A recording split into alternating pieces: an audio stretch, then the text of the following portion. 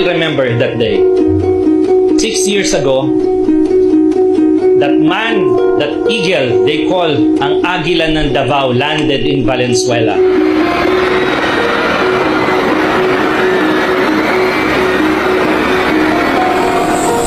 Dumaan po kami rito sa Karwatan Road. Kinalabit ko si Tatay Digong nun.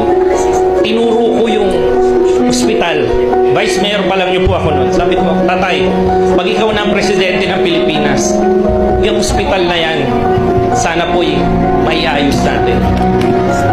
Tumango ang Tatay Digong sa akin. Sabi niya, Eric, huwag ka mag-alala.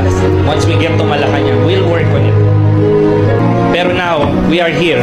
Isang pangako ni Tatay Digong na tinupad sa ating mga Valenzuelanos.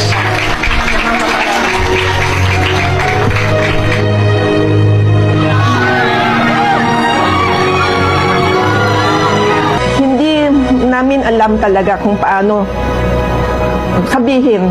Araw na binibigyan mo ng pansin ang bawat buhay na Pilipino, pagpapahalaga dahil inilayo mo ang aming mga anak, no?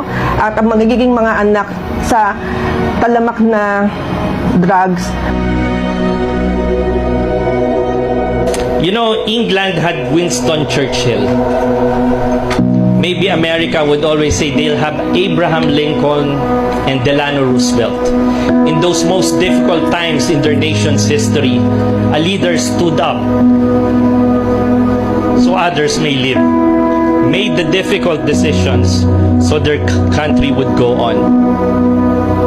In this time of pandemic, President Duterte made those difficult decisions. Unpopular to some, but these decisions have to be made so this country would live on. If they have their Roosevelt, if they have their Lincoln, and if they have their own Churchill, the Republic of the Philippines has its own, and we call him Tatay Digong Duterte. Pangulong Presidente, thank you din po. Maraming salamat sa programa niyo. Napakalaking bagay po sa mga katulad namin mahihirap. Hello, President Duterte.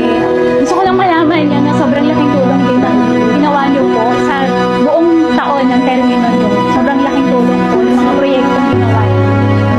Tatay Digong, maraming salamat po in behalf of the people of Valenzuela sa iyong pinangako na tinupad para sa amin. And may your legacy live on, and perhaps history will be kind to you as the greatest president this country has ever had. Bayan, at his age po, talagang binigay na po. Hindi man siya perpekto, binigay niya po ang lahat sa abot ng kanyang makakaya para sa ating mga kababayan po. Palakpakan po natin ang ating mahal na Pangulong.